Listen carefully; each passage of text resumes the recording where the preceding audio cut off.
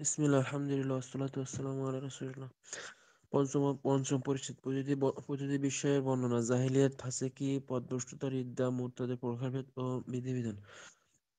জাহিলিয়াত ইসলামের আগমনের পূর্বে আরববাসী যে পরিস্থিতি ছিল তাকে জাহিলিয়াত বলা হয়। যেমন আল্লাহ ও রাসূল সাল্লামের এবং দ্বীনের বিধিবিধান সম্পর্কে অজ্ঞ থাকা, বংশ নিয়ে দম্ভ করা, অহংকার ও জবরদখল করা ইত্যাদি।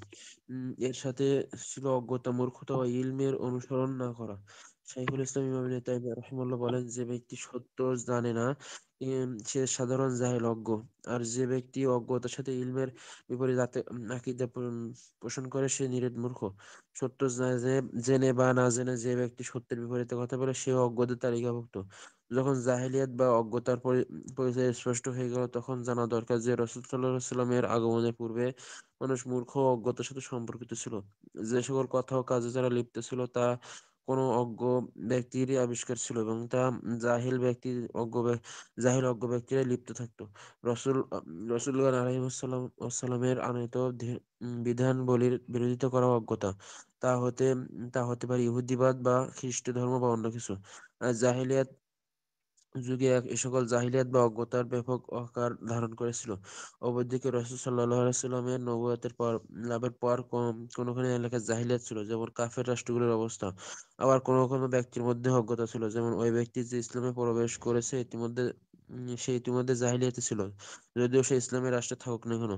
তবে জামানা বা সময়গত দিক থেকে রাসূল সাল্লাল্লাহু আলাইহি ওয়াসাল্লামের নবুয়তের পরে ব্যাপকভাবে জাহিলিয়াতের বিদায় ঘটেছে। কারণ কিয়ামত পর্যন্ত তার উম্মতের একদল সত্যের উপর অবস্থান থাকবে। সত্য পরিসরে কোনো মুসলিম এলাকায় এবং অনেক মুসলিমদের মাঝে মূর্খতা ও অজ্ঞতা পাওয়া যেতে পারে। যেমন রাসূলুল্লাহ সাল্লাল্লাহু আলাইহি ওয়াসাল্লাম বলেন, আমার উম্মতের মধ্যে জাহিলিয়াতের ৪টি বিষয় রয়েছে তা তারা পরিত্যাগ করতে পারবে না। এক, বংশ নিয়ে গর্ব করা, অন্যের বংশকে দোষারোপ করা, তারকার মাধ্যমে প্রার্থনা করা এবং মূর্তি পূজার জন্য বিলাপ করা। আবু যার রাদিয়াল্লাহু আনহু বলেন, রাসূলুল্লাহ সাল্লাল্লাহু আলাইহি ওয়াসাল্লাম বলেছেন, তোমাদের মাঝে জাহিলিয়াত রয়েছে। অনুরূপ আরো অনেক হাদিস রয়েছে। উপরোক্ত আলোচনার সার কথা হলো, জাহাল অর্থাৎ অজ্ঞতা বা মূর্খতার দিক থেকে সম্পূর্ণ জাহিলিয়াত বলা হয়। আর ইলম বা জ্ঞান শূন্যতাই হলো জাহিলিয়াত। জাহি- জাহিলিয়াত দুই প্রকার। এক, আম বা ব্যাপক জাহিলিয়াত। এটা রাসূল সাল্লাল্লাহু আলাইহি ওয়াসাল্লামের নবুয়তের পূর্ব ছিল, তার নবুয়তের পরে এ জাহিলিয়াত বিদায় নিয়েছে। দুই, কোন দেশে বা দেশ, শহর বা ব্যক্তি কেন্দ্রিক জাহিলিয়াত, অজ্ঞতা, এটা এখনো বিদ্যমান। এর মাধ্যমে যারা বর্তমান বা বিংশ শতাব্দীর জাহিলিয়াতকে আম তথা ব্যাপকভাবে উল্লেখ করে, তাদের কথা ভুল প্রমাণিত হচ্ছে। সঠিক কথা এরূপ যে বর্তমান শতাব্দীর কিছু লোকেরা বা অধিকাংশ লোকের মধ্যে অধিকাংশ লোকের জাহিলিয়াত বা অজ্ঞতা। কিন্তু বর্তমান যুগে জাহিলিয়াতকে ব্যাপকভাবে উল্লেখ করা সঠিক ও জায়েজ নয়। কারণ রাসূলুল্লাহ সাল্লাল্লাহু আলাইহি ওয়াসাল্লামের নবুয়তের পর আমভাবে বা ব্যাপক জাহিলিয়াত বিদায় নিয়েছে।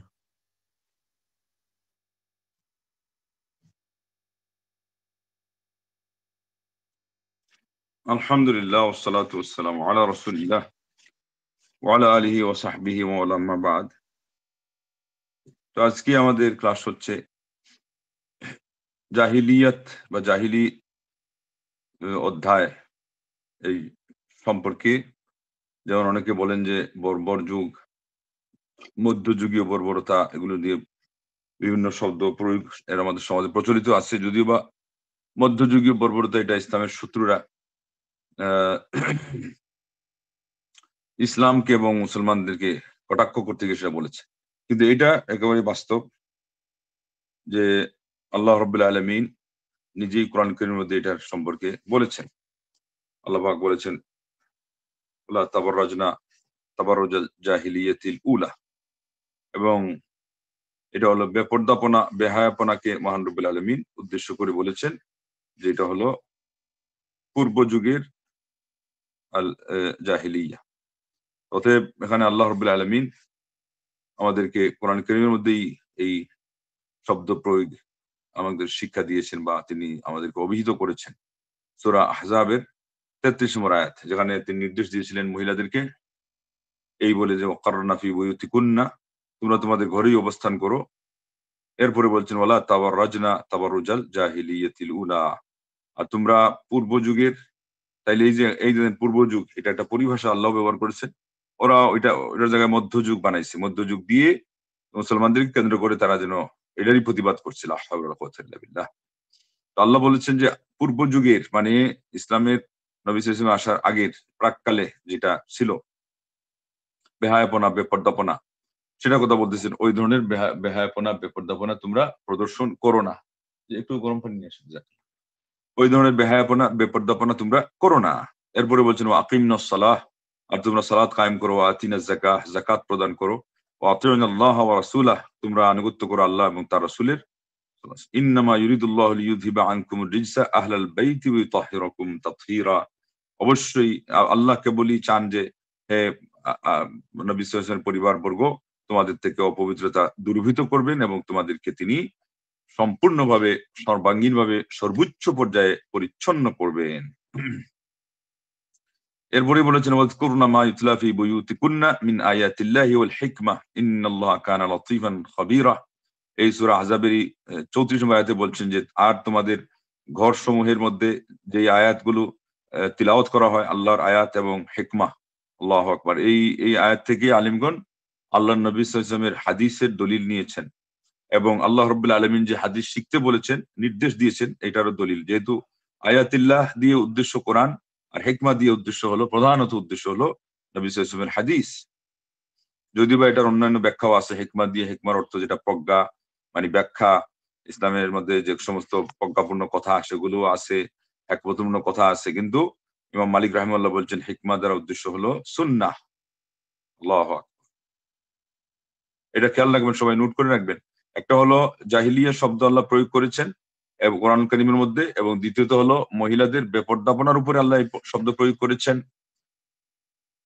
আহ, এবং এটা থেকে বোঝা গেল শেষে যে শেখ বলেছেন যে কোন একটা প্রসঙ্গকে কেন্দ্র করে জাহিলিয়া শব্দ প্রয়োগ করা যায়, কিন্তু পুরা মুসলিম উম্মার উপরে ইসলাম আসার পরে, আমাদের নবী সাল্লাল্লাহু আলাইহি ওয়াসাল্লাম আসার পরে তাদের সামনে কোরআন ও সুন্নাহর সূর্য এবং চন্দ্র এর আলোকবর্তিকা উদ্ভাসিত হয়ে যাওয়ার পরে আর এই উম্মতে মুসলিমাকে কিয়ামতের আগ পর্যন্ত এরকম তারা জাহিলি যুগে চলে গেছে, তারা জাহিলি যুগের তমসাচ্ছন্ন অবস্থায় পৌঁছে গেছে, এগুলো বলা ঠিক না।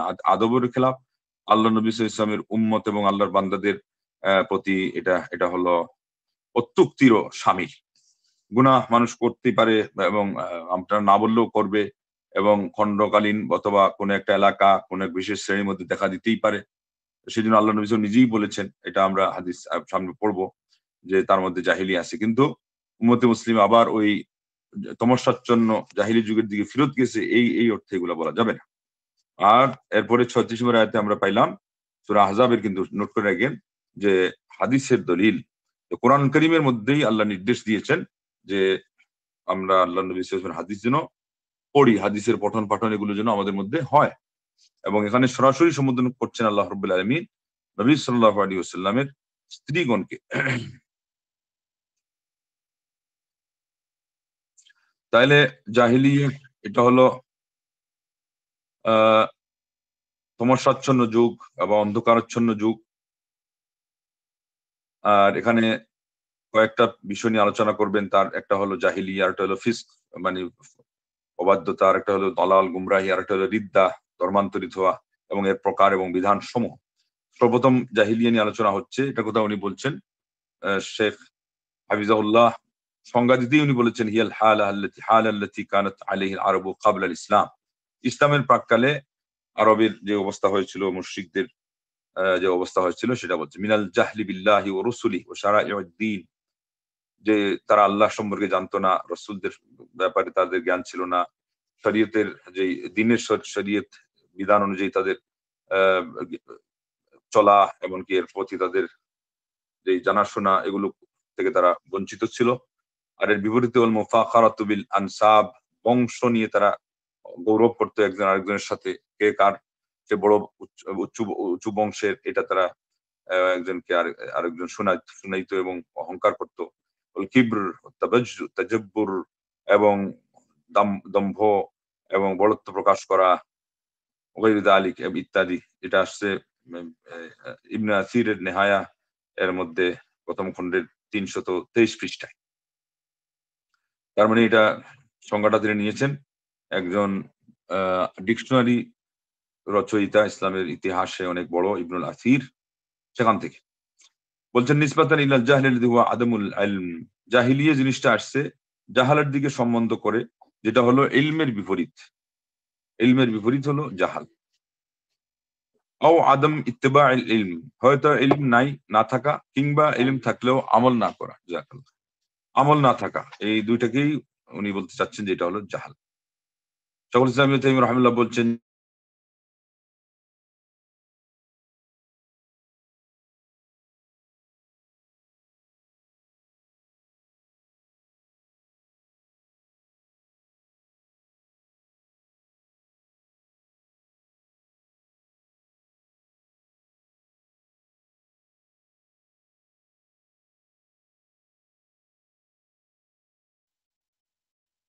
ফোন আসছিল, একটু ডিস্টার্ব হয়ে গেল। কানেকশন ঠিক আছে তো? জি জি জি শেখ, ঠিক আছে। আচ্ছা, আহ, দেখি আমি একটা ভয়েস দিতে পারি কিনা, দিলে ইনি আর ফোন করা থামিয়ে দিবেন, নাহলে তো আবার ডিস্টার্ব করতে পারে। আল্লাহুম্মা সাল্লি আলা মুহাম্মাদ।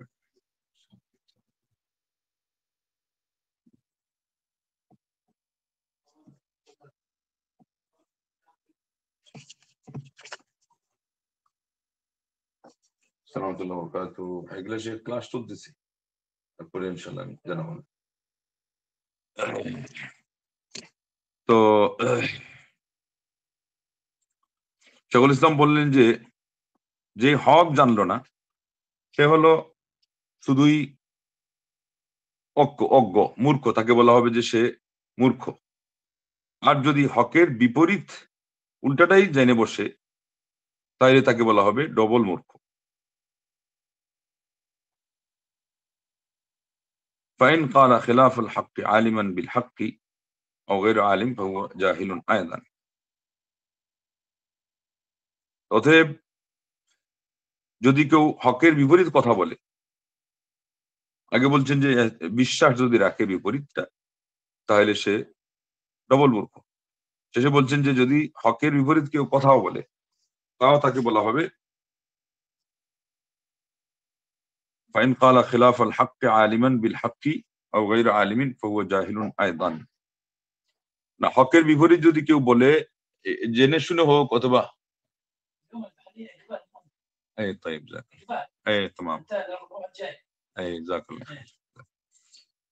উনি বলছেন যে হকের কথা জেনে হোক কিংবা না জেনে হোক, যদি হকের বিপরীত বলে ফেলে কেউ, তাহলেও সেই লোকটা হলো মূর্খ। ওয়ালাইকুম সালাম। জাযাকাল্লাহ। فإذا تبين ذلك فالناس قبل بعث الرسول صلى الله عليه وسلم كانوا في جاهلية منسوبة إلى الجهل। যখন এই কথা সুস্পষ্ট হয়ে গেল, তখন আমরা এই সিদ্ধান্তে পৌঁছতেই পারি যে আল্লাহ নবী সাল্লাল্লাহু আলাইহি ওয়াসাল্লামের আবির্ভাবের পর, নবী সাল্লাল্লাহু আলাইহি ওয়াসাল্লামের নবুয়তের পর মানুষ জাহালের দিকে, অজ্ঞতার দিকে সম্বন্ধিত ছিল। ফাইন্নামা কানু আলাইহি মিনাল আকওয়ালি ওয়াল আমাল ইন্নামা আহদাসাহু লাহুম জাহিলুন। এটা এই জন্যে, তারা এই জন্যই আল্লাহ নবী সাল্লাল্লাহু আলাইহি ওয়াসাল্লাম আসার আগে অজ্ঞতার দিকে সম্বন্ধিত হয়ে জাহিলি যুগের মানুষ হিসাবে আখ্যায়িত হয়েছে। কেননা তারা যে সমস্ত কথা এবং আমলের উপরে প্রতিষ্ঠিত ছিল, তাদের জন্য এই কথাগুলো, এই আমলগুলো উদ্ভাবন করেছে মূর্খ লোক, এবং এই কাজগুলো করেও যারা, এটা কেবল মূর্খরাই করে থাকে, না জানা লোকই করে থাকে। এরপরে বলছেন ওয়াকাযালিকা কুল্লু মা ইউখালিফু মা জাআ বিল মুরসালুন মিন হুদিয়্যাতিন ওয়া নাসরানিয়্যাতিন ফাহুয়া জাহিলিয়্যাতুন ওয়া তিলকা কানাতিল জাহিলিয়াতুল আম্মা। বলছেন যে এমনি ভাবে রাসূলগণ যা কিছু নিয়ে এসেছেন, এর বিপরীত যারা কাজ করেছে, ইহুদি হোক এবং নাসরানি হোক, খ্রিস্টান হোক, তার মানে এরা আসল ধর্মের উপর থাকা পর্যন্ত তো তারা মূর্খতার থেকে মুক্ত ছিল, কিন্তু যখনই এটাকে বিকৃত করে ফেলেছে এবং ভুলের উপরে তারা চলা শুরু করেছে, তো উনি বলছেন যে এমত অবস্থায় তারা যদিও বা আসমানি একটা দিনের প্রতি সম্বন্ধিত ছিল বা একটা পরিচয় তাদের ছিল, এটা থাকা সত্ত্বেও, চাই ইহুদি হোক, ইহুদিবাদ হোক, চাই খ্রিস্টানবাদ হোক, বলছেন যে এরা সবই সাধারণ জাহিলিয়তের মধ্যে তারা নিমজ্জিত ছিল।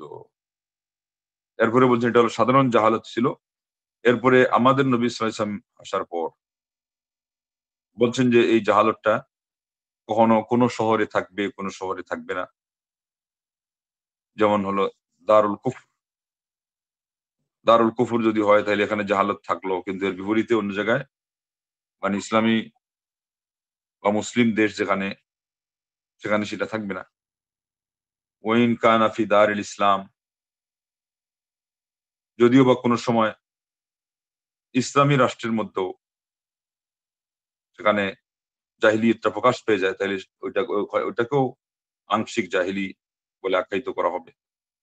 আম্মা ফি জামানিন মুতলাকিন, তবে ব্যাপকভাবে কোনো একটা যুগ, ফালা জাহিলিয়াতা বাদা মাবাসি মুহাম্মাদিন সাল্লাল্লাহু আলাইহি ওয়াসাল্লাম, তাইলে জানা থাকতে হবে যে আল্লাহর নবী সাল্লাল্লাহু আলাইহি ওয়াসাল্লামের আগমনের পরে এই ধরনের ব্যাপক জাহিলি এর সুযোগ নাই। ফাইন্নাহু লা তাযালু মিন উম্মতিহি তাইফাতুন যাহিরিনা আলাল হাক্কি ইলা কিয়ামিস সাআহ, কেননা একটা দল অবশ্যই থাকবে কিয়ামত পর্যন্ত সত্যকে নিয়ে তারা বিজয়ী। ওয়াল জাহিলিয়াতুল মুকাইয়াদাতু ক্বাদ তুজাদু ফি বা'দি দিয়ারিল মুসলিমিন,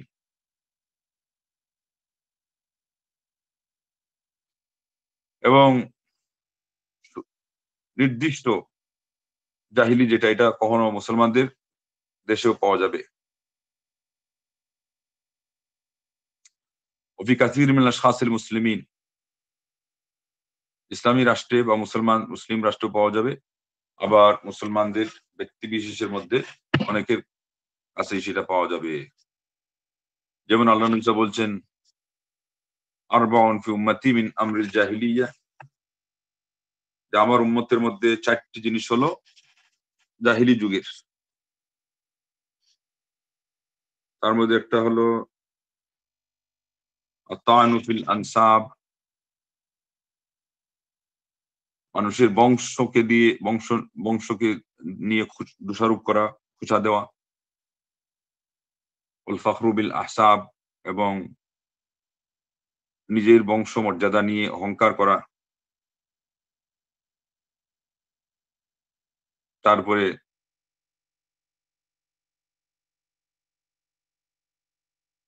তারকার মাধ্যমে ভাগ্য পরীক্ষা করা, ভালো মন্দ পরীক্ষা করা। তারপরে নিয়াহাতু আলাল মাইয়িত, মৃত মৃত ব্যক্তির উপরে বিলাপ করে, রোদন করে কান্নাকাটি করা।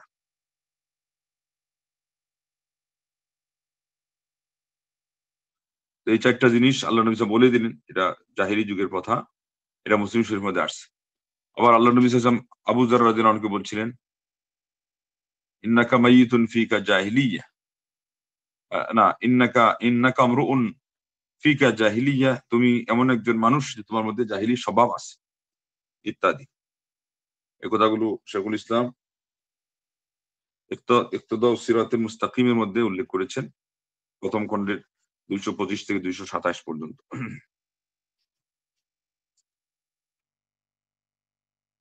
আর এর সারসংক্ষেপ হচ্ছে, খোলাসা হচ্ছে যে জাহিলিয়া এটা জাহালের দিকে সম্বন্ধিত, মানে অজ্ঞতা মূর্খতার দিকে, যা হলো ইলমের বিপরীত। আর এটা হলো 2 প্রকার। এটা হলো আল জাহিলিয়া আম্মা, সাধারণ মূর্খতা, ওহিয়া মা কানা ক্বাবলা মাবআসি রাসূল মুহাম্মদ সাল্লাল্লাহু আলাইহি ওয়াসাল্লাম ইনতাহাত বিবা'সাতিহি, এটা ছিল আল্লাহর নবী সাল্লাল্লাহু আলাইহি ওয়াসাল্লামের আগমনের বা আল্লাহর নবী সাল্লাল্লাহু আলাইহি ওয়াসাল্লামের নবুয়তের পূর্ব মুহূর্তে, এবং আল্লাহর নবী সাল্লাল্লাহু আলাইহি ওয়াসাল্লামের নবুয়তের সাথে সাথে এটার পরিসমাপ্তি ঘটেছে, এটা বিদায় নিয়ে গেছে। আর 2 নম্বর হলো জাহিলিয়াতুন খাসসা, বিশেষ জাহিলি। ফি বা'দিদ দুওয়াল, কোন কোন দেশে পাওয়া যাবে, বা'দুল বুলদান, কোন শহরে পাওয়া যাবে, শহর নগর, বা'দুল আশখাস, কোন ব্যক্তির মাঝে পাওয়া যাবে, ওয়া হাদিহি লা তাযালু বাকিয়াহ, আর এটা এখন অবশিষ্ট আছে। এবং এর মাধ্যমেই সুস্পষ্ট হয় ওই সমস্ত লোকজনের ভ্রান্তি যারা জাহিলিয়াকে আল্লাহর নবী সাল্লাল্লাহু আলাইহি ওয়াসাল্লামের এই উম্মতের মধ্যেও ব্যাপকভাবে তারা ঘোষণা দিয়ে দেন। তারা বলেন যে জাহিলিয়াতু হাদাল কারন আও জাহিলিয়াতুল কারনিল 20, তারা বলে যে এটা হলো এই শতাব্দীর জাহিলি, অথবা বলে যে তারা 20 শতাব্দীর জাহিলি। এই ধরনের যত কথা আছে সবগুলো হলো ভুল। আর সঠিক হলো বলা হবে জাহিলিয়াতু বাদি আহলি হাদাল কারণ, যে এই শতাব্দীর কিছু মানুষের মূর্খতা অথবা জাহিলি, বেশ আও গালিবু আহলি হাদাল কারণ, যে এই শতাব্দীর সংখ্যা গরিষ্ঠ মানুষের মধ্যে বিদ্যমান জাহিলি, এটা বলা যেতে পারে, যেখানে আজকাল পাপ ব্যাপকতা লাভ করেছে, কিন্তু পুরা বলা যাবে না। ওয়া আম্মা তামিম, এজন্য বলছেন যে একেবারে ব্যাপক করে দেওয়া, ফালা ইয়াসিহ ওয়ালা ইয়াজুজ, ব্যাপক করে দেওয়াটা এটা সঠিকও হবে না, জায়েজও হবে না। লিআন্নাহু বিবি'সাতিন নবী সাল্লাল্লাহু আলাইহি ওয়াসাল্লাম জালাতিল জাহিলিয়াতুল আম্মাহ, যে আল্লাহর নবী সাল্লাল্লাহু আলাইহি ওয়াসাল্লামের নবুয়তের সাথে সাথে এই ব্যাপক জাহিলি যেটা, এটার ঘনঘাটা অন্ধকার দূরীভূত হয়েছে, এটা গুছিয়ে গেছে। এখন আর সেটা চিন্তা করার সুযোগ নেই। আল্লাহ সেটা দূর করে দিয়েছেন।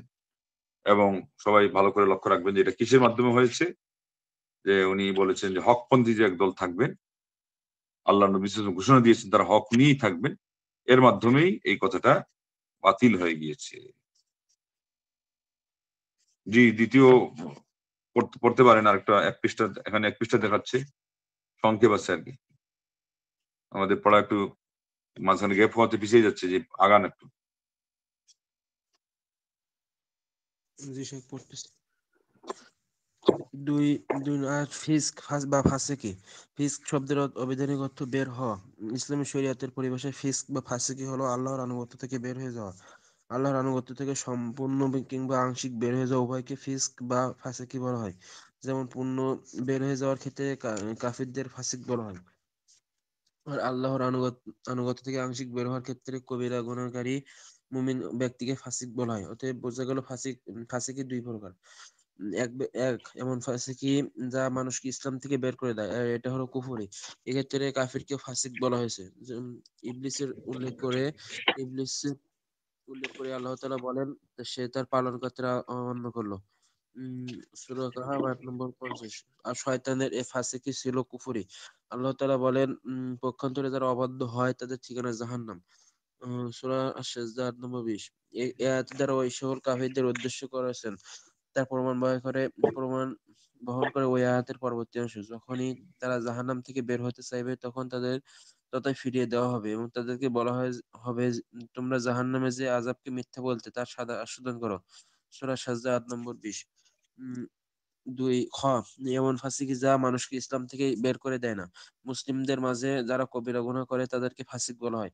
তবে এই ফাসিকি তাকে ইসলাম থেকে বের করে দেয় না। আল্লাহ তাআলা বলেন, যারা সত্যসাধ্যী নারীর প্রতি অপবাদ আরোপ করে অথবা স্বরূপে সপক্ষে ৪ জন পুরুষ সাক্ষী উপস্থিত করে না, তাদেরকে ৮০টি বেত্রাঘাত করবে এবং কখনো তাদের সাক্ষী কবুল করবে না। এরাই নাফরমান। সূরা নূর আয়াত নম্বর ৪।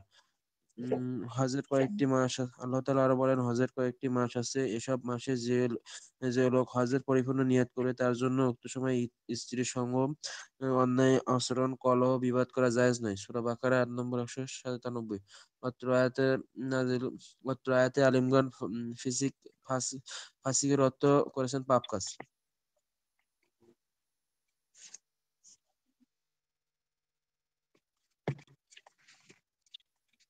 আচ্ছা, পরেরটাও পড়েন, সময় আজকে হয়ে যাবে। গুমরাহি। ৩ দলালাত বা পথভ্রষ্টতা। পথভ্রষ্টতা হলো সোজা পথ ছেড়ে বাঁকা পথে চলা।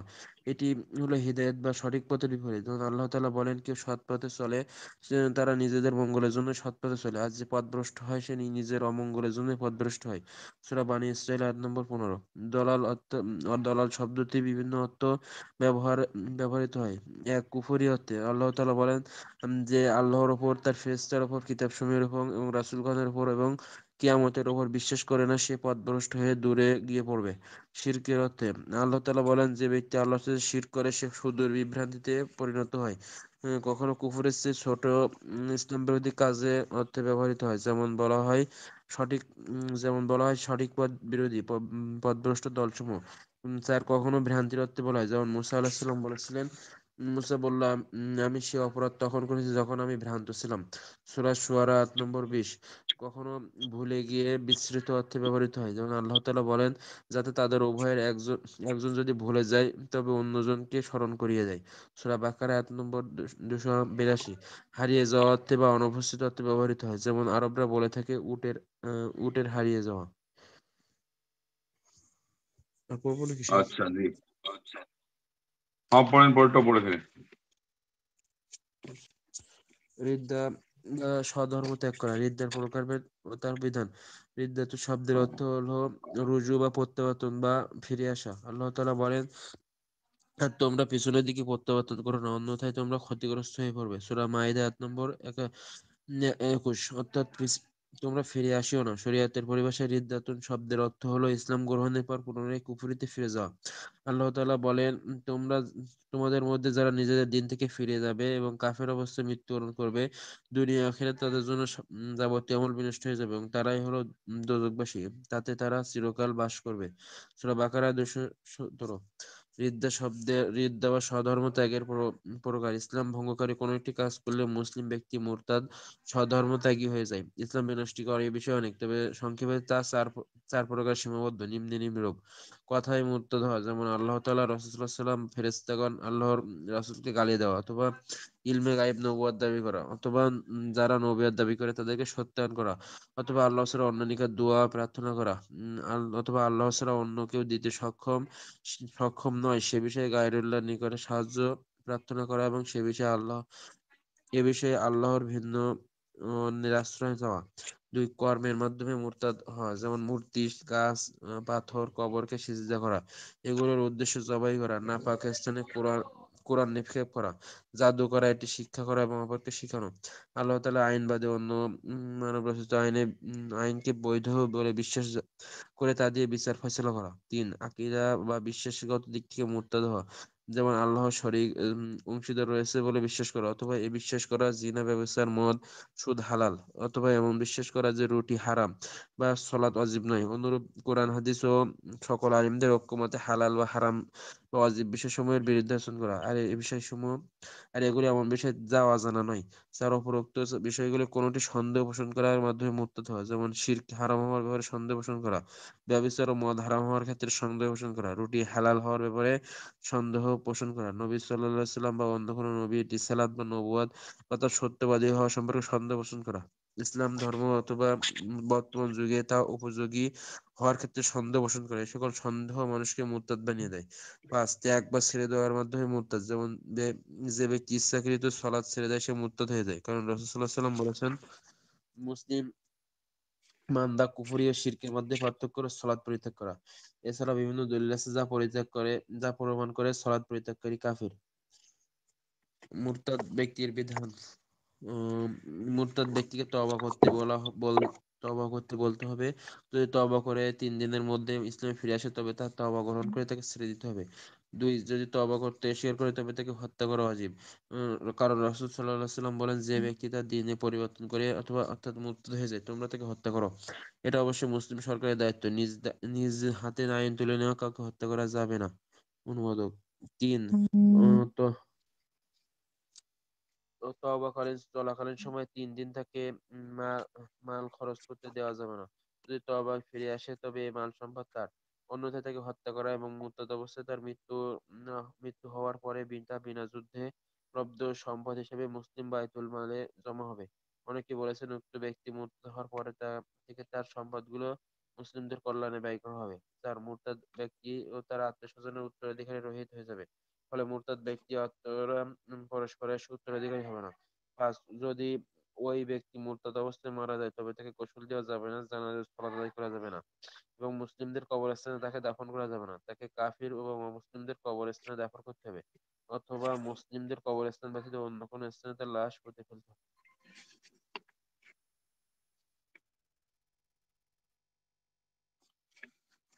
জি, তাহলে দ্বিতীয় পর্ব হচ্ছে এখানকার আজকের আমাদের ফাঁসি কি, অবাধ্যতা, এটা শাব্দিক করতে হচ্ছে বহিষ্কার হয়ে যাওয়া, আর শরীয়তের মধ্যে তার অর্থ হচ্ছে আল্লাহর আনুগত্য থেকে বহিষ্কার হওয়া। আর এটা হলো পূর্ণ মাত্রায় বহিষ্কারকেও বোঝায়, অতএব কাফিরকেও ফাসিক বলা যাবে। আবার আংশিক বহিষ্কার হওয়াকেও বোঝায়, যার ফলে যে মুমিন ব্যক্তি কাবিরা গুনার ভাগী হয়, কাবিরা গুনায় আহ সে মুর্তাকিব হয়, তাকেও ফাসিক বলা যায়। অতএব ফাসিক হলো দুই প্রকার। একটা হলো যাকে ইসলাম থেকে বের, যে ইসলাম থেকে বের করে দিবে, যেটা একজন মানুষকে ইসলাম থেকে বের করবে, এটা হলো কুফুরি। আর ওই লোকটাকে বলা হবে কাফির, ফাসিক। যেমন আল্লাহ রাব্বুল আলামিন ইবলিস সম্পর্কে বলছেন ফাফাসাকা আন আমরি রাব্বিহ, যে সে তার রবের নির্দেশ থেকে বেরিয়ে পড়লো। সূরা কাহাফ 50। ওয়াকানা যালিকাল ফিসকু কুফরান, এই ফাসিক এটা ছিল কুফরি। আল্লাহ পাক বলছেন ওয়া আম্মাল্লাযীনা ফাসাকু ফামাওয়াহুমুন নার, যারা ফাসিকি করেছে মানে আল্লাহর অবাধ্যতা করেছে, তাদের ঠিকানা হলো জাহান্নাম। এখানে অবাধ্যতা দিয়ে আল্লাহ বুঝাচ্ছেন কারা অবাধ্যতাকারী, কাফিরদেরকে বোঝাচ্ছে। অতএব এটা প্রমাণ করলো, এটার উপর প্রমাণ করলো কুল্লামা আরাদু আন ইয়াখরুজু মিনহা উইদু ফিহা ওয়া কিলা লাহুম যুকু আযাবান নারিল্লাযী কুনতুম বিহি তুকাযযিবুন। সূরা সিজদার 20 নম্বর আয়াতে আল্লাহ বলছেন যে তারা যখনই এর থেকে বের হইতে চাইবে, তাদেরকে এখানে ফেরত দেওয়া হবে। আর তাদেরকে বলা হবে ওই আগুনের শাস্তি তোমরা আস্বাদন করো, যেটা তোমরা মিথ্যারোপ করতে, যেটাকে তোমরা অবিশ্বাস করতে।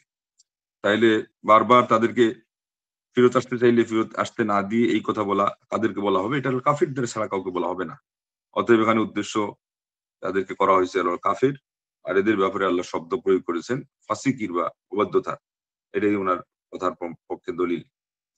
এবং বলছেন যে মুসলমানদের মধ্যে কাবিরা গুনাহ যে করে তাকে বলা হবে ফাসিক, এবং এটা তাকে ইসলাম থেকে বের করে দিবে না। এর প্রমাণ হলো আল্লাযীনা ইয়ারমুনাল মুহসানাতি সুম্মা লাম ইয়াতু বিআরবাআতি শুহাদা ফাজলিদুহুম 80 জালদাতান ওয়া লা তাকবালু লাহুম শাহাদাতান আবাদা ওয়া উলাইকা হুমুল ফাসিকুন। সূরা নূরের 4 নম্বর আয়াতে যারা সতী সাধ্বী নারীদেরকে মিথ্যা অপবাদ দেয়, তাদের কথা আল্লাহ বলতে গিয়ে বিশদ ভাবে বলার পরে শেষে বলছেন এরা হলো ফাসিক। তার মানে এরা কাবিরা গুনাহ করছে, সেজন্য আল্লাহ কাফির না বলে ফাসিক বলেছে। এমনি ভাবে আরেকটা আয়াতে আসছে, এটা হলো সূরা বাকারার 197 আয়াত, মান ফারাদা ফিহিন্নাল হাজ্জা ফালা রাফাথা ওয়ালা ফুসুকা ওয়ালা জিদালা ফিল হজ্জ।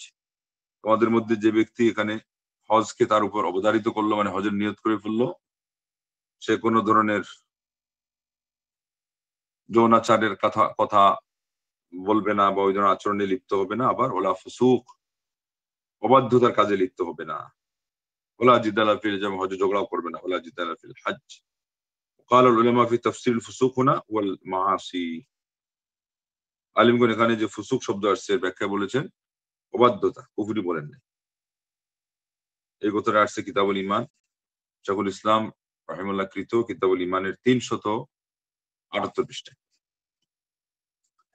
আজকের আমাদের ক্লাসের 3 নম্বর বিষয় হচ্ছে আদ-দালাল, মানে ভ্রষ্টতা বা গুমরাহি। এটা হলো সিরাতে মুস্তাকিম থেকে ভ্রষ্ট হয়ে যাওয়া, ছিটকে পড়া। আর এটাই হলো হেদায়েতের বিপরীত। আল্লাহ বলছেন ফামান ইহতাদা ফাইন্নামা ইয়াহতাদি লিনাফসিহি ওয়া মান দাল্লা ফাইন্নামা ইয়াদিল্লু আলাইহা। যে হেদায়েত গ্রহণ করলো সে তার নিজের জন্যই তা করলো, এর বিপরীতে যে গুমরাহ হয়ে গেল তার গুমরাহি তার উপরেই বর্তায়। সূরা আল ইসরা বা বনী ইসরাঈলের 15 নম্বর আয়াত। এরপরে বলছেন যে এই গুমরাহিটা হলো একাধিক অর্থে, কয়েকটি অর্থে ব্যবহার হয়। কখনো কখনো এটা কুফরির অর্থে ব্যবহার হয়। ফামান ইয়াকফুর বিল্লাহ ওয়া মালাইকাতিহি ওয়া কুতুবিহি ওয়া রাসূলিহি ওয়াল ইয়াউমিল আখির ফাকাদ দাল্লা দালালাম বাঈদা। এখানে আল্লাহ পাক বলেন যে ব্যক্তি আল্লাহ এবং তার ফেরেশতাগণকে এবং আসমানী কিতাব এবং নবী রাসূলকে অস্বীকার করলো, সে সুস্পষ্ট গুমরাহ হয়ে গেল। এবং পরকাল দিবসকে যে অস্বীকার করলো সে সুস্পষ্ট গুমরাহ। সূরা নিসার 136 নম্বর আয়াত।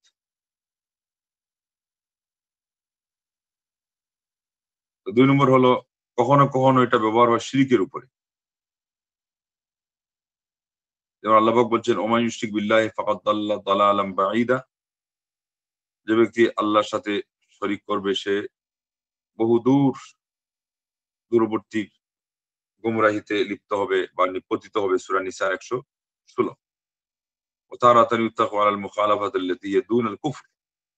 কখনো কখনো কুফরি পর্যন্ত পৌঁছায় না, কুফরির আগ পর্যন্ত কিছু অবাধ্যতা এগুলোকেই বোঝায়। কামা ইউকাল আল ফিরাক আদ-দাল্লা আল মুখালিফ, যেমন বলা হয়ে থাকে যে গুমরাহ দলগুলো যারা, এদেরকে বলা হয় ফিরাকুদ দল। এখানে ফিরাকুদ দল্লা দিয়ে কাফির সম্প্রদায় এদের কাউকে বোঝানো হয় নাই, মানে কেবল বোঝানো হচ্ছে যারা গুমরাহ। ও তারাতার ইউতরাকু আলাল খাতা, আর কখনো শুধু ভুলের উপরে তার প্রয়োগ হয়। অমিনু কাউলু মুসা আলাইহিস সালাম ফাআলতুহা ইযা ওয়া আনা মিনাদ দাল্লিন।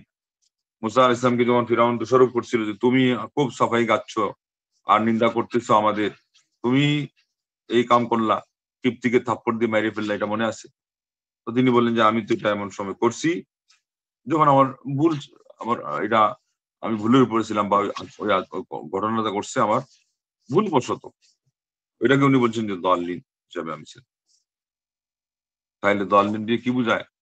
ভুলও বোঝায়। আমরা যেটাকে বলি অনেক সময় যেটা মনের ভুলে হয়ে গেছে, ওই মনের ভুলে ওকেও দলালা বলা হয়।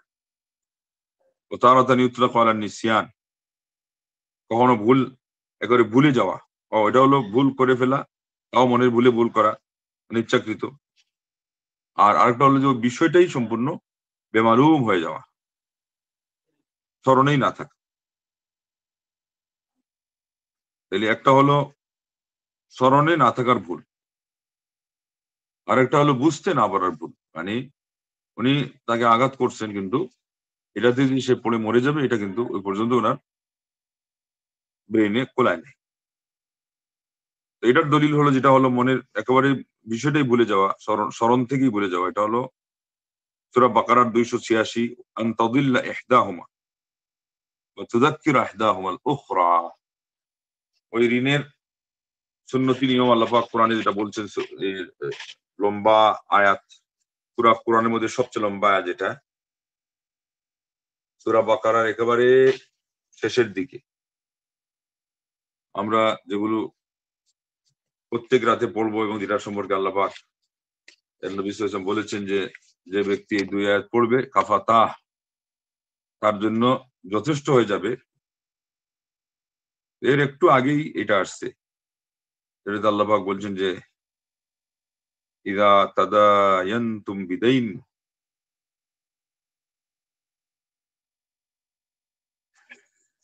282,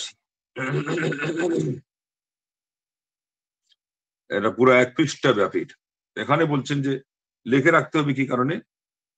যে যদি একজন ভুলে যায় তাহলে আরেকজন যেন স্মরণ করিয়ে দেয়, ওই লেখার থেকে কি করবে? স্মরণটা আসবে। 6 নম্বর হলো দালাল বা গুমরাহি, এটা কোন জিনিস হারিয়ে যাওয়া অথবা অনুপস্থিত হওয়া, এটার অর্থেও আসে। এখান থেকে বলা হয় দাল্লাতুল ইবিল, উট হারিয়ে যাওয়াকে বলা হয় দাল্লাতুল ইবিল, মানে উট হারিয়ে গেছে। দাল্লা শব্দ এখানে প্রয়োগ হচ্ছে হারানোর অর্থে।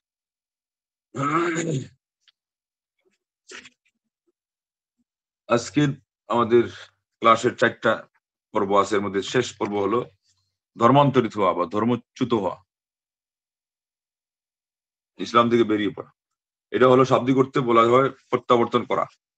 ওলা তারতাদ্দু আলা আদবারিকুম ফাতানকালিবু খাসিরিন, সূরা মায়দার 21 নম্বর আয়াতে আল্লাহ বলছেন তোমরা তোমাদের পিঠ এর দিকে ফিরে যেও না, তোমরা ক্ষতিগ্রস্ত হয়ে প্রত্যাবর্তন করবে। তাইলে এটা তারতাদ্দু তো আল্লাহ বলছেন ফিরে যাওয়ার অর্থে, আলা তারজু তোমরা ফিরে যেও না। রিদ্দা ফিল ইসতিলাহ শারঈ, শরীফ পরিভাষায় এই রিদ্দা বলা হয় আল কুফর বাদাল ইসলাম, মুসলমান হওয়ার পরে কাফির হয়ে যাওয়া। আল্লাহ বলছেন ওমান ইয়ারতাদিদ মিনকুম আন দীনি ইলা আখির আয়াত, সূরা বাকারার 217, যে তোমাদের মধ্যে যে তার দিন থেকে কি করে ফিরত যায়। এখানে ফিরত যায় অর্থ দিয়ে আল্লাহ বুঝিয়েছেন যে মুরতাদ হয়ে যায়। আমাদের ভাষায় আমরা যাকে বলি ধর্মান্তরিত হওয়া। দাউদ হায়দার যেমন হয়েছিল, সালমান রুশদি হয়েছিল, তাসলিমা নাসরিন হয়েছিল, এইভাবে এখন আসাদ নূর আছে, আরেকজন মৌলবী ছিল, ভুলে গেলাম। এরা এরা সব মুরতাদ হয়ে গেছে। আল্লাহ এই রোগ থেকে মুসলমানদেরকে হেফাজত করুক এবং সবাইকে হেদায়েত করুক।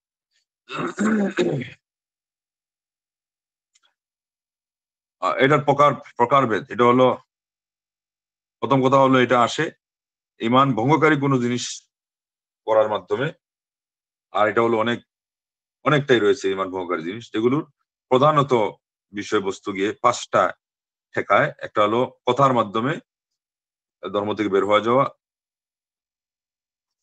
কাসাব্বিল্লাহ তাআলা ওয়া রাসূলি, যেমন আল্লাহ এবং রাসূল সাল্লাল্লাহু আলাইহি ওয়াসাল্লামকে গালি দেওয়া, পীরসাদকে গালি দেওয়া, নবীদের যে কোনো একজনকে গালি দেওয়া, অথবা নবুয়তের দাবি করা, অথবা যে নবুয়তের দাবি করে তাকে সত্য বলে জানা, অথবা গায়রুল্লাহকে আহ্বান করা, অথবা তার কাছে সাহায্য চাওয়া মানুষের কাছে, যেটার ব্যাপারে তার আল্লাহ ছাড়া তার কোনো ক্ষমতা নাই, কোনো মানুষের ক্ষমতা নাই, অথবা তার কারো কাছে কোনো জিনিসের আশ্রয় চাওয়া। আল্লাহু আকবার।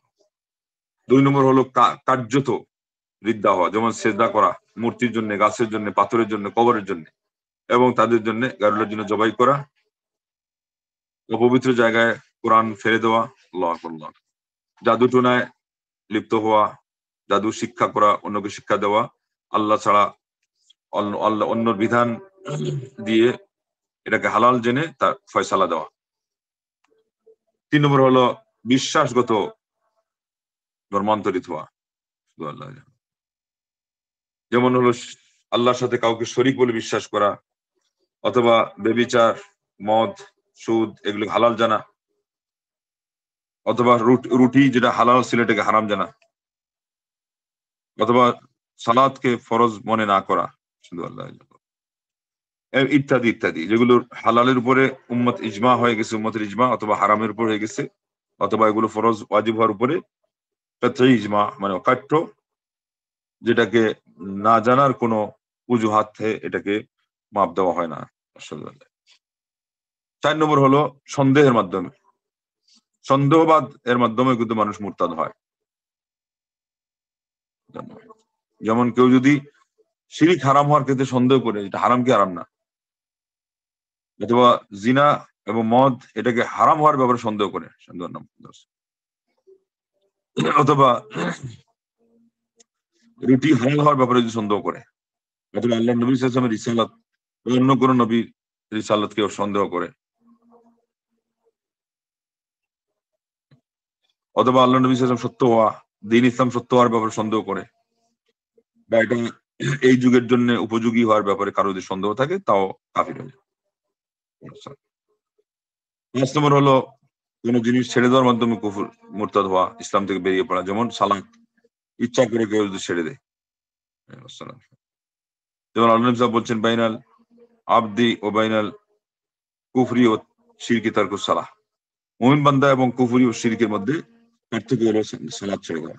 এটা ছেড়ে দেওয়াকে ইসলামে আল্লাহ নবী কুফরি ধরেছেন। এরপরে বলেছেন যে কি কি বিধান এর উপরে আরোপ হয়, এটা সাব্যস্ত হওয়ার পরে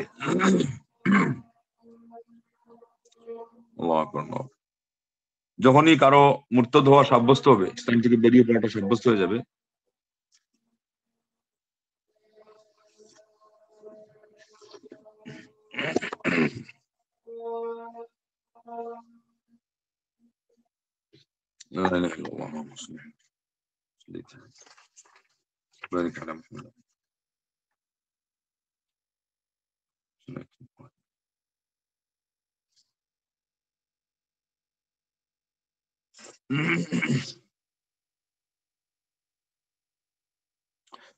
মুরতাদ যদি কেউ হয়েছে বলে সাব্যস্ত হয়, মানে সুস্পষ্ট দলিল প্রমাণের মাধ্যমে, যেগুলো কথা উল্লেখ করা হলো, এই ধরনের কিছু কাজ করে সে সাব্যস্ত হয়ে যায়, এবং তাকে ঘোষণা দিতে গেলে, রাষ্ট্রীয়ভাবে ঘোষণা দিতে গেলে জাস্টিস মারফত এটা সাব্যস্ত হতে হবে, মানে তার পক্ষ থেকে ডিক্লিয়ার থাকতে হবে যে কেউ মুরতাদ ঘোষণা দিতে পারবে না। দিলে তখন বিশৃঙ্খলা হবে, হত্যাকাণ্ড হয়ে যাবে, যার ফলে সমাজ, রাষ্ট্র হুমকির সম্মুখীন হবে, বহিরাগত শত্রুদের এখানে প্রবেশের সূত্র খুলে দিবে। এই জন্য এগুলোর বিধান যেটার সাথে যেটা জড়িয়ে দেওয়া আছে এটা মনে রাখতে হবে। যাই হোক, এরপরে এখন গনে গনে 5টা উনি বলতেছেন যে কি কি জিনিস সেখানে দাঁড়ায়। একটা হলো মুরতাদকে তওবা করতে বলা হবে। যদি তওবা করে ফিরত আসে তো আসলো 3 দিনের ভিতরে। তাহলে এটা 3 দিনের ভিতরেই গ্রহণ করা হবে এবং তাকে ছেড়ে দেওয়া হবে। 2 নম্বর হলো যদি তওবা করতে অস্বীকৃতি জানায় তাইলে তার হত্যা করা অবধারিত হয়ে যায়। আল্লাহর নবী সাল্লাল্লাহু আলাইহি ওয়াসাল্লাম বলছেন, মান বাদ্দালা দীনহু ফাকতুলু, যে তার দিন পাল্টিয়ে ফেলে তাকে তোমরা হত্যা করো। বুখারী এবং আবু দাউদের। 3 নম্বর হলো তার মাল, এই তওবার যে মেয়াদ আছে 3 দিন, এর ভিতরে তার নিজের সম্পদ থাকা সত্ত্বেও এগুলো ব্যবহার থেকে তাকে বিরত রাখা হবে। যদি আবার নতুন করে মুসলমান হয় তাইলে সেটা সে ফেরত পাবে। আর না হলে এটা মুসলমানদের সরকারি যেই কোষাগার আছে, বায়তুল মাল যাকে আরবিতে বলা হয়, সেটার জন্য সেটা বরাদ্দ হয়ে যাবে। তাকে হত্যা করার পর থেকে বা মারা যাওয়ার পর থেকে, মুরতাদ অবস্থায় যদি মারা যায়। আর কেউ কেউ বলেছেন মুরতাদ হয়ে যাওয়ার পর থেকেই, মানে তওবার যে মেয়াদ 3 দিন আগে যে বলা হয়েছে এটা নয়, বরং মুরতাদ হওয়ার পর থেকেই তার সম্পদগুলো বাজেয়াপ্ত করা হবে এবং এগুলো মুসলমানদের স্বার্থে, মানে সাধারণ জনস্বার্থে মুসলিম সমাজের এগুলো ব্যবহার হবে। 4 নম্বর হচ্ছে তার মধ্যে এবং তার উত্তরাধিকারী যারা, এদের মধ্যে উত্তরাধিকার এর নিয়ম এটা বন্ধ হয়ে যাবে। ফলে সেও তাদের উত্তরাধিকারী হবে না। মানে এই অবস্থায় যদি এখন সে কাফির আছে, তাকে হত্যাও করা হয় নাই, মরেও যায় নাই, তার কোনো উত্তরাধিকারী না, যার পক্ষ থেকে সে মারা গেলে উত্তরাধিকারী হইতো, উনি আগে মারা গেছেন, এখন সে কি হবে না, এই লোকের উত্তরাধিকারী হবে না। ঠিক তদ্রুপ সে মারা গেলে তার পক্ষ থেকে যারা উত্তরাধিকারী হওয়ার কথা, এরাও তার কিছু পাবে না। লা ইয়ারিথুহুম ওয়া লা ইয়ারিথুনাহ। এর কারণ হলো যে দিন পরিবর্তন হয়ে গেছে, সে কাফির, অন্যরা মুসলমান। ৫ নম্বর হলো সে যখন মারা যাবে অথবা হত্যা করা হবে মুরতাদ অবস্থায়, তাকে গোসল দেওয়া হবে না, তার উপর সালাতুল জানাজা হবে না, মুসলমানদের কবরস্থানে তাকে দাফন করা হবে না, বরং তাকে কাফিরদের কবরস্থানে দাফন করতে হবে, অথবা মাটির নিচে কোন রকম তাকে গোপন করে দিতে হবে, যেটা হলো মুসলমানদের কবরস্থান ছাড়া অন্য কোনো জায়গায়। মানে কবরস্থানে দিলে এটা সম্মানের প্রতীক হয়ে যায়, তাকে যেন একটা সসম্মানে দেওয়ার শামিল হয়ে যায়। অথচ ইসলাম থেকে বেরিয়ে যাওয়ার কারণে তার সম্মান এখন কিন্তু সাধারণ এবং আহ পুরাতন কাফিরদের মতো না। পুরাতন কাফির হিসাবেও তাদের উপর আমরা ইসলামী অধিকার দিব না, কিন্তু তাদের উপর এই পরিমাণ জিনিস বর্তায় না যে এদেরকে তওবা করতে বলো, তাদের না হলে তাদেরকে শিরুচ্ছেদ করে দাও। কিন্তু ইসলামে আসার পরে সে যে বিদ্যঙ্গুলি দেখাইলো, এটা অনেক বড় অন্যায় যে তাকে এইভাবে করে শাস্তির সম্মুখীন হতে হয়। এটা থেকে প্রমাণিত হলো আহ, শাসন, ইসলামী শাসন না থাকার কারণে আমাদের অনেককেই হয়তো এমন শাস্তি দেওয়া হচ্ছে না বা নিয়মও না, কিন্তু ইমান ভঙ্গকারী কাজ যারা করে তাদের অপরাধ কত ভয়াবহ। এবং যেহেতু দুনিয়াতে কোনো শাস্তির সম্মুখীন সে হবে না, দণ্ডবিধি তার উপর জারি হবে না, তখন তাদেরকে আরো ভয় করতে হবে যে সেখানে কি হবে, পরকালে আল্লাহ রাব্বুল আলামিনের কাছে তার শাস্তি পাওয়ানোর জন্য তাকে প্রস্তুত থাকতে হবে। এই জন্য ইমান ভঙ্গকারী কোনো জিনিস করা যাবে তো না, তো নাই। ইমান এর উপরে আঘাত হানে, যেটাকে ইমানের ক্ষতি করে, ইমানের হ্রাস হানে, এই ধরনের কোনো কাজও করা যাবে না, কেননা ওই কাজগুলি শেষ পর্যন্ত হ্রাস হেনে হেনে শেষ পর্যন্ত ইমানকে সম্পূর্ণভাবে গ্রাস করবে। এই জন্য ইমানের, ইসলামের এবং আকিদার মধ্যে ক্ষতিকর কোনো জিনিস, আকিদার উপরে একটু আঁচ টানে এমন কোনো জিনিসও আমাদের করা যাবে না, যেগুলো আকিদার বই আমরা বারবার পড়ে থাকি, যে কথায় কাজে নিয়ত না থাকলেও গায়রুল্লাহ নামে শপথ করা, আপনি আল্লাহ চাইছেন আর আপনি চাইছেন, যেমন এগুলো বলা, এবং কোনো কিছুকে নিয়ে কুলক্ষণ নেওয়া, এই ধরনের যত জিনিস আছে যেগুলো ছোট শিরিক আপাত দৃষ্টিতে, গায়রুল্লাহর নামে মানত করা, এগুলো সব হলো আমাদের জন্য পরিত্যাজ্য। আল্লাহ পাক আমাদের সবাইকে ইমান ভঙ্গকারী জিনিস এবং ইমানের জন্য ক্ষতিকর হুমকির জিনিস সবগুলোর থেকে যেন বিরত থাকার তৌফিক দান করেন। আমিন। ওয়া আখিরু দাওয়ানা আলহামদুলিল্লাহি রাব্বিল আলামিন। সুবহানাকাল্লাহু ওয়া বিহামদিকা আশহাদু আল্লা ইলাহা ইল্লা আনতা আস্তাগফিরুকা ওয়া আতুবু ইলাইক।